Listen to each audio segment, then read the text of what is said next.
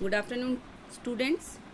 हम लोगों ने पार्ट 6 में दो माताएं में हम लोग ने यहाँ तक पढ़ चुके हैं कि किस तरह मुखिया के बच्चे को बाघ उठाकर ले गया था और हाथी के लिए जो जाल बिछाई गई थी उसमें हाथी का छोटा सा बच्चा उसमें जाकर फंस गया था और किस तरह उसकी माँ जो है बेचैन होकर के उस गड्ढे के आजू बाजू चारों तरफ वो चक्कर काट रही थी, क्योंकि वो माँ थी और माँ की ममता बच्चों के लिए बहुत ही होती है। तो वो बच्चे को बचाने के लिए उसके चारों ओर चक्कर काट रही थी। चलिए हम लोग पाठ आगे की ओर बढ़ाते हैं। आँखों के कोर से माँ हथनी ने बाघ को देखा। चील की झपट्टे की तरह तेजी से चिघाड़ती हुई हथनी बाघ के पीछे दौड़ी। अब हथनी जो थी अपने बच्चे के गड्ढे के चारों ओर चक्कर लगा रही थी, तो बाघ जो था उस बच्चे को मुंह में दबोचे हुए धीरे से वहाँ से निकल रहा था। लेकिन हथनी जो है अपनी तिरछी आँखों से बाघ को देख रही थी और वह तेजी से चिघाड़ती हुई, हाथी की आवाज़ को चिघाड़ना कहते हैं, जोर जोर से चिघाड़ती हुई क्या की हथनी जो है बाघ के पीछे क्या हुई, भागने लगी। गड्ढे में बच्चा पड़ा रहा। उसके बाद जंगल को कपाने वाली भयंकर आवाज़ हुई। अब क्या हथनी देखो, माँ जो होती है अपने बच्चे के साथ दूसरे बच्चे को भी बहुत प्यार करती है, वैसा ही हथनी ने किया। उसने क्या किया, अपने बच्चे को मुसीबत में छोड़कर दूसरे बच्चे की जान बचाने के लिए उसके पीछे दौड़ने लगी और जंगल में उसकी चिघाड़ने की आवाज़ से पूरा जंगल भयानक हो चुका था। बाघ के पंजे से छुड़ाकर बच्चे को अपनी सूंड में लपेटे हथनी मुखिया की औरत की गोद में बच्चा रखने के बाद चुपचाप वहीं खड़ी रही। अब क्या की, क्योंकि हाथी बहुत विशाल जानवर है और उसने अपनी ऊंचाई के कारण, अपनी मजबूती के कारण बाघ के पंजे से उस बच्चे को छुड़ा करके उस मुखिया के गोद में डाल दिया, मुखिया की औरत की गोद में डाल दिया। बच्चे के शरीर पर कंबल लिपटे होने की वजह से उसे कोई खरोच नहीं आई, क्योंकि वो बच्चा सोया हुआ था, इसलिए वो कंबलों में लिपटा हुआ था और बाघ जो है कंबल सहित उस बच्चे को उठा करके ले गया। तो कंबल में रहने के कारण बच्चे को एक भी खरोच उसके शरीर पर नहीं आई। अपने बच्चे को चीखता चिल्लाता छोड़कर वह औरत ताबड़तोड़ गड्ढे के ऊपर से झाड़ियों, कटीले पत्तों, डालों को अलग करने में लग गई। अब क्या हुआ कि हथनी ने तो मुखिया के बच्चे को बचा लिया, लेकिन मुखिया की औरत अपनी परवाह ना करते हुए वो चिल्लाने लगी, चीखने लगी और जो गड्ढे के ऊपर जो लगाया गया था कटीली झाड़ियाँ, कटीले पत्ते, डाल, उन सबों को वो क्या करने लगी, वहाँ से हटाने लगी। फिर वह धीरे से गड्ढे के किनारे किनारे पांव जमाते हुए नीचे उतर गई। हथनी के बच्चे को कोई खास चोट नहीं आई थी, लेकिन वह डरा सहमा हुआ था। अब उसे गड्ढे के ऊपर उठाने की समस्या थी। वह औरत फिर से ऊपर आई और पेड़ की डाल के दो मोटे टुकड़े आड़े तिरछे गड्ढे में डाल दिए। अब उसने क्या किया कि किसी तरह उसने जितने भी झाड़ झंखाड़ थे उन सबों को हटा करके वो मुखिया की औरत गड्ढे के नीचे क्या हो गई, प्रवेश कर गई। लेकिन क्योंकि हाथी बहुत विशाल होता है और उसका वज़न बहुत ज़्यादा होता है, इसलिए वो औरत से नहीं हो पाया। वो औरत फिर ऊपर आई और डाल के दो मोटे मोटे टुकड़े को लेकर के आड़ी तिरछी करके गड्ढे में डाल दी। सीढ़ी की तरह वे टुकड़े स्थिर पड़े थे। उसके बाद औरत नीचे गड्ढे में उतरकर बच्चे को धीरे धीरे डाल के सहारे ऊपर उठाने लगी। अब क्या की, वो दो जो डाल के टुकड़े जो थे वो डालने से वो क्या, वो एक सीढ़ी का काम करने लगा और वो औरत फिर गड्ढे के नीचे उतरी और बच्चे को उठा करके धीरे धीरे उस डाल के सहारे ऊपर उठाने लगी। कई जगहों पर उसे जख्मी भी लगे, पर उसने दम साध कर किसी तरह बच्चे को ऊपर की तरफ ठेल दिया। अब क्या हुआ कि ये औरत जब गड्ढे में उतरी और गड्ढे में से हाथी के बच्चे को जब ऊपर उठाने लगी तो उसके शरीर पर बहुत ही खरोंचें आने लगी, लेकिन अपनी खरोंच की परवाह ना करते हुए उसने उस बच्चे की जान बचाई। ऊपर से हथनी ने अपने बच्चे को सुड़ में लपेटकर खींचा, बच्चा ऊपर आ गया और जैसे ही बच्चा थोड़ा ऊपर आया, हथनी ने अपना सुड़ लगाया और सुड़ के सहारे बच्चे को ऊपर की ओर खींच लिया। तब तक भोर हो चुकी थी। हाथियों के दल को भगाकर मुखिया गांव के अन्य आदमियों के साथ घर लौटा तो बाघ के पैर के निशान देखकर दंग रह गया। ये इतना जो कार्य होने के साथ साथ सुबह हो गई थी, क्योंकि ये पूरी घटना रात की थी। और जब सुबह होता है तो जितने लोग जो हाथियों के दल को भगाने के लिए गए हुए थे, वे सभी के सभी लोग क्या हुआ, वापस आ गए।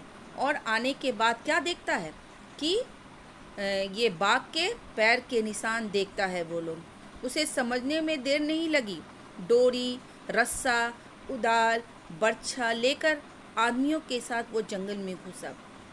जब मुखिया ने देखा कि अरे ये तो बाघ के पैर के निशान हैं, तो उसे समझते देर नहीं लगी और वे लोग अपने हाथों में हथियार लेकर के जंगल की ओर चले गए।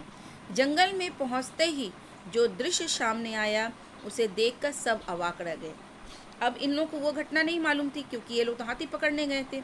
जब ये लोग जंगल में आते हैं तो देखते हैं कि उस दृश्य को किस तरह मुखिया की पत्नी अपने बच्चे के साथ और हथनी अपने बच्चे के साथ खड़ी है। तो वो दृश्य को देखकर ये लोग क्या हो जाते हैं, अवाक हो जाते हैं। हथनी का बच्चा अपनी माँ हथनी से चिपका खड़ा था। माँ हथनी अपनी सूंड को बच्चे के शरीर पर फेरते हुए प्यार कर रही थी। और बच्चा, क्योंकि हथनी का बच्चा बहुत सहमा हुआ था ना, गड्ढे में गिर बहुत सहम गया था, तो हथनी उसे अपने पास चिपका करके बहुत प्यार से उसके सर को सहला रही थी। उसी तरह जिस तरह अब कभी हम लोग बीमार पड़ते हैं या कभी हम लोग भयभीत हो जाते हैं, डर जाते हैं, तो हम लोग अपनी माँ की गोद में बैठ जाते हैं और माँ जो है बड़े प्यार से हमारे सरों पर अपना हाथ फेरती है। तो हम लोगों को क्या होता है, आंतरिक खुशी मिलती, सुकून मिलता है और हम अपने आप को माँ की आंचल में अपने आप को हम लोग वहाँ पर सुरक्षित महसूस करने लगते हैं। उसी जगह उसकी स्त्री भी अपने बच्चे को सीने से लगाए बैठी थी। हाथ के औजार, रस्सी आदि सब फेंक कर गाँव के लोगों ने हाथ जोड़कर झुककर जंगल के देवता को प्रणाम किया है।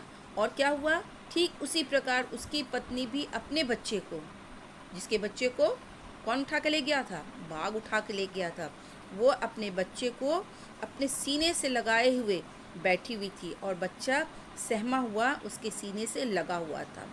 तो ये दृश्य को देख करके जो आदमियों के हाथ में औजार थे, उन्होंने सब औजार को क्या किया, फेंक दिया और फेंक करके उस हाथी के आगे हाथ जोड़ करके अपने शरीर को झुका करके उस जंगल के देवता को प्रणाम किया। क्यों प्रणाम किया, क्योंकि अगर हथनी नहीं होती तो आज मुखिया का बच्चा भी नहीं होता। वो अपनी बच्चा की परवाह ना करते हुए मुखिया के बच्चे की जान बचाई। मुखिया की पत्नी बच्चे को गोद में लेकर खड़ी हुई। हथनी अपने बच्चे के साथ जंगल की तरफ चली गई। मुखिया ने उसी समय सभी गड्ढों को भर देने का आदेश दिया। सौदागर को हमेशा के लिए गांव से भगा दिया गया और तब से फिर कभी इस तरफ किसी ने हाथी पकड़ने की कोशिश नहीं की। अब क्या हुआ कि जितना ये दृश्य देख करके ये लोग क्या किए, ये लोग के मन में हाथी के प्रति जो दुश्मनी थी वो खत्म हो गई और हथनी जो है चुपचाप अपने बच्चे को लेकर के जंगल की ओर चली जाती है। और मुखिया जो था, जो गांव का सबसे मेन आदमी होता है, उसने गांव वालों को आदेश दिया कि जितने भी गड्ढे किसके लिए लगाए गए थे, हाथी को पकड़ने के लिए ना, क्योंकि वो सौदागर मोहर दे करके हाथी ले जाता था।